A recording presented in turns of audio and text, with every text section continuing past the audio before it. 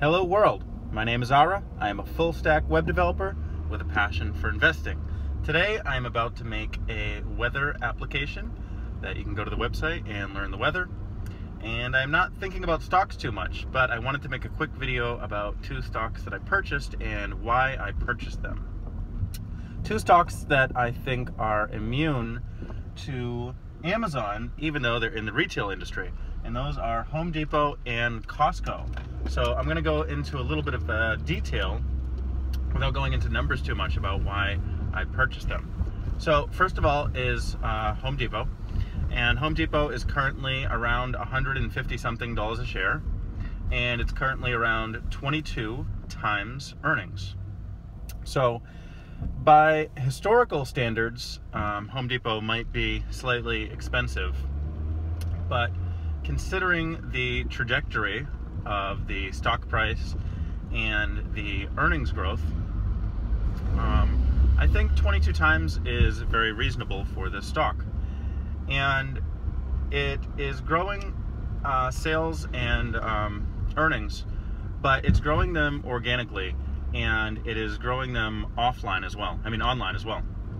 So according to last quarter, they are selling 6.6% of their stuff online, and that's up from 5.9%. So that's over 10% growth online. But most of the stuff, when you go to Home Depot, you can't really get it online. And I'll give you a couple examples. Like if you're going to buy a trash barrel or a plant, those are big and bulky items. And Home Depot is one of those stores that when I owned a house, I used to go to there every 2 days, maybe even every day sometimes. So like if you're buying a garbage barrel, it's only going to cost you 20 bucks or whatever, and you don't want to pay shipping costs for something that big. And same thing with like a plant. So even if you have Amazon Prime and you have free shipping, it's not really free shipping. I mean, someone is paying the shipping. It doesn't magically get to your house. So free shipping isn't really free. I mean, it's included in the price of the product. I looked up how to buy lettuce from Amazon the other day, and it was $7.99 for a head of iceberg lettuce. And at Stop and Shop, you can buy it for $1.50. So even if something is free shipping, it doesn't mean that it's really free shipping. It just means that you're just paying more in your purchase price. So these are examples of two items that are too bulky for the shipping costs to make sense. Something like a plant or something like a trash bag. But let's think about if you're buying lumber, which is something that I bought very often if you're buying 2x4s or 2x6s from Home Depot. Especially if you're getting pressure treated wood. This is stuff that, first of all, is probably too big to ship. I don't even know if Amazon sells lumber. And second of all, these are examples of items that you want to pick out yourself. And for those of you that have never picked out wood before, it's kind of like picking out an apple at the grocery store. You want to pick out specifically which pieces of wood that you want. Wood, when you're building something, you want it to be very straight, very sturdy. I mean, it's always sturdy, but you don't want it to be warped. You don't want it to have too many knots in it, those little brown spots. So Home Depot sells a lot of lumber. They're probably the biggest seller of lumber in the world. I have no idea. I just thought of this example on the fly. But when you're building something, if the wood is warped, then whatever you're building is going to be warped. So you look at each piece of lumber as you buy it. So this would be an example of something that you could just not buy online. Not even from Home Depot. You can't even buy it from their online site, because you want to buy it specifically for the project that you have. Now, I don't know about companies that buy lumber by the thousands of pieces or hundreds of thousands of pieces. They probably get bulk orders, and it's probably different. But the majority of the wood that they sell, when I just see customers going in, people are selecting the exact things that they need.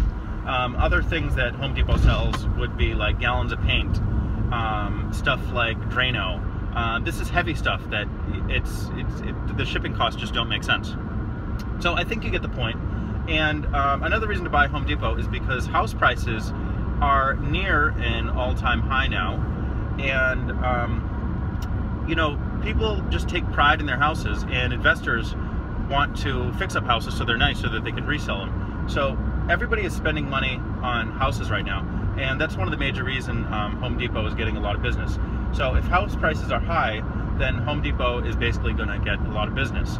There's not an exact correlation, but there's a loose correlation, and it's probably not even that loose. It's probably pretty close. I mean, Home Depot has gone up, up, up since the market low in 2009. Same thing with Lowe's. But yeah, I think it's a very good pick. Home Depot has a couple thousand stores, and they're not building stores. They built a couple of warehouses for distribution purposes, but they are focusing on increasing the sales at the stores that they currently have. They're focusing on their online site and their distribution. So that's Home Depot, 22 times earnings. To top it all off, they pay a great dividend. Second on the list is Costco. So Costco, to quickly rehash what I said about Home Depot, Costco basically sells stuff that's too big to ship online. It doesn't make sense to buy some of the stuff online just because of the shipping cost problem. But Costco, similar to Amazon, also has a membership structure where you can pay a certain amount of money. I got something in the mail a couple days ago. It was $25 special to become a member at Costco, and now you have an annual membership, and now you're allowed to buy things there. So I don't think you can buy things at Costco. I mean, I've bought things at Costco without a membership card. I've just either used a friend's card, or you can get a one-day pass. But in general, you need an annual membership to buy things at Costco. And then you buy things in bulk, and typically the prices are very slightly cheaper because you buy them in bulk. I haven't noticed the prices to be much cheaper, but I would guess about 5% cheaper on average, just from my own observations and from price comparisons online and studies I've seen online. It looks like it's typically either the same price or very slightly cheaper for similar items. But the main thing is when you have to pay for shipping, if you were to buy those same items online, like if you're going to get a 4-pack of Skippy peanut butter or something, that's just too heavy to ship online for a reasonable price. So people would go in the store and buy that. And it's not that they need the items right away, it's just that it's too heavy for stuff. And so going back to this annual membership idea, Amazon makes a lot more money from the people that are Prime subscribers rather than the people that are not Prime subscribers. If I remember correctly, they make over $1,300 on average from people that are Prime subscribers, from people that pay the $99 a year to be a Prime member, and then they get 2-day free shipping plus free movies. So Amazon makes a lot more money from those people. And the last I heard, after Prime Day, they have 85 million subscribers. So Amazon is doing incredibly well. I'm not saying anything bad about Amazon, but it just goes to show that those people are somewhat loyal to Amazon. When they want to buy something, they will go to the Amazon website because they already feel like they're a Prime subscriber, and why not go to Amazon instead of eBay or another place that they could go online. Same thing with Costco. Once you pay that $25 membership fee, you feel like you're a member of Costco, and you feel like you're entitled to those savings because you already paid that $25. Costco is one of the stores that is growing sales, they are growing revenues, and to top it all off, they paid, on top of their regular dividends, they paid $19 in special dividends over the last 5 years.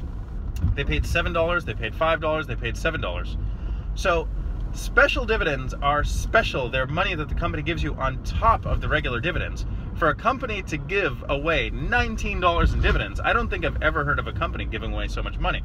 Costco's balance sheet is okay. They could afford to do this, so they did it. They're giving money back to the shareholders. I mean, that's the whole point of the company, to eventually give the money back to the shareholders.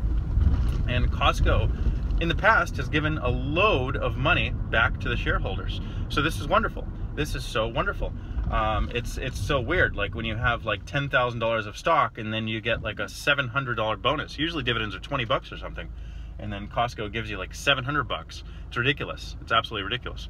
So I think it's partially immune or mostly immune to Amazon. I think Home Depot is mostly immune to Amazon. And since you can buy these for a multiple that's much, much cheaper than Amazon, I would choose to buy Costco and Home Depot over Amazon. Even though Amazon is a great company, I think the stock price is too expensive.